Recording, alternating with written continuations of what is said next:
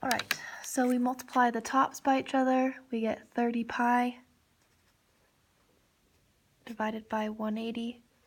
Try and reduce the fraction, so you're going to enter 30 fraction 180 equals, and it reduces to 1/6, and the pi stays on top. Let's say you don't like the 1, you can write pi over 6 for radians, where we started with degrees. Alright, let's try it again. We have degrees, so I multiply by pi and divide by 180.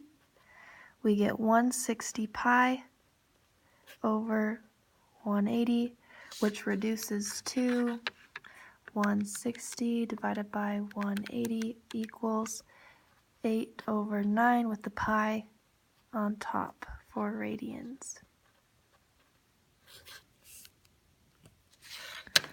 Now, for example 2, we want to convert into degrees, which means we want to cancel out the pi. So, no pi for these ones. Sadly, we're going to get rid of it. So in order to get rid of pi, we need to have pi on the bottom and 180 on top, which equals 180 times 8 equals 1,440 with 1 pi over 9 pi. Guess what? The pi's cancel out, and you're left with 144 divided by 9 equals 160 degrees. So we started with radians, and we moved it to degrees. Let's try again. Pi is on top. I need to cancel it out with the pi on the bottom and 180 on top. We get 180 pi.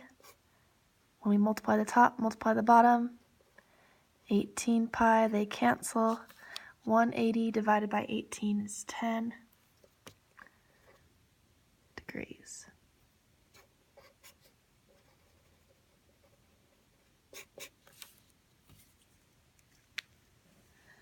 Alright, let's go over area of a sector. So once again, there are two formulas. For radians, it's 1/2 theta r squared. And for degrees, it is the angle over 360 pi r squared. So let's check. I have the radius. There's r. And this is in degrees. See the degree sign? So I know I'm using the degrees formula.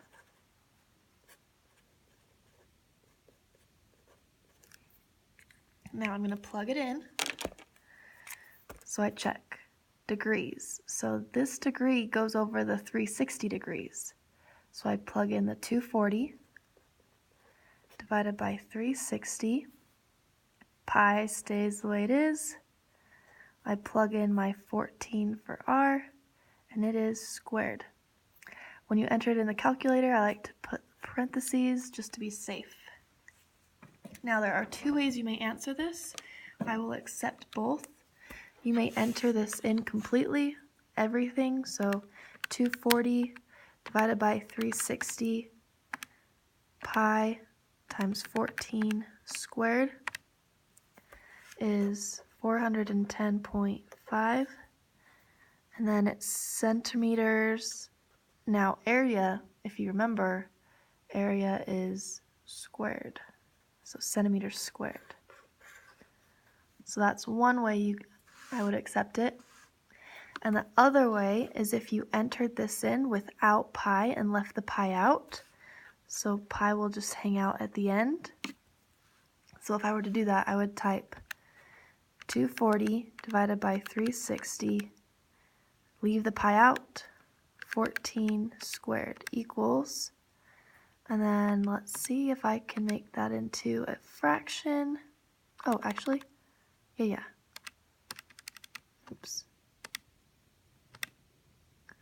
I'm going to try and make that into a fraction. So I could write it as 392 pi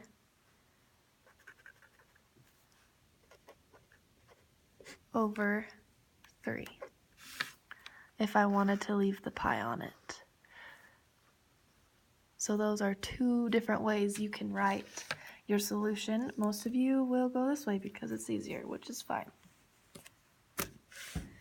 On our next problem, we have our radius and we have the measurement of our arc, so how far around it goes, the angle, but it has a pi on it. Its measurement is in radians, which means I'm using 1/2 theta r squared. 1/2 just stays the same. This represents the angle, so my angle is 7 pi over 4 times r squared is 14 squared. Once again, you can enter it all in. 1/2 times 7 pi divided by 4 times 14 squared is 538.8 feet squared. And personally, I like it when pi is left out. So you would go through and just type it in 7/4 without the pi. Change it to a fraction. Change it to improper. 343 with the pi on top, all over 2 feet squared. I personally like it with the pi left in, so I would practice. And if you really want to be good at it, you can do both. All right, next examples. This time we don't have a picture. They just give us r and the angle, theta. So r and the angle, I have a pi, which means it is in radians, which means I'm using 1/2 angle r squared. Plug it in. 1/2 stays the same. My measurement is pi over 3, and the radius is 7 squared. If I type everything in, I get 1/2 times pi divided by 3 times 7 squared. So this is just as a decimal. Kilometers squared. And I want you to do it with pi left in as well. So you would enter in 1/2 times, if I get rid of the pi, the only number on top is 1, divided by 3 times 7 squared. I want it as a fraction, so I do second fraction to decimal.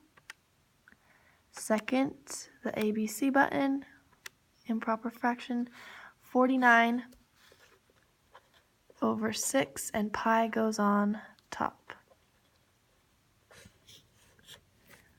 I'm going to tell you once more, doing both, you're going to do a lot better on the exam if you practice doing both. R is 17. The angle is in degrees, which means I'm using the 360 degrees, pi r squared. I will give you these on the exam too if you're nervous about that. I plug in the angle measurement for theta, 270 over 360 pi r squared stays on there. Enter that in. I'm going to enter it with pi first. 270 divided by 360 pi 17 squared. is 680.9 meters squared for area. And then I'm also going to type it in without pi. So I just go through, delete the pi, equals, change it to a decimal, so second fraction to decimal, equals second ABC to make it the improper fraction, 867 over 4, and the pi goes on top.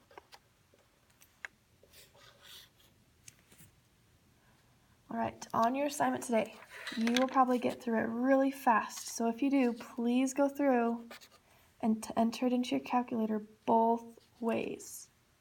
I promise it'll make you a lot better on the test. You'll feel a lot more confident. All right, have a good day, and if you have questions, message me on Remind.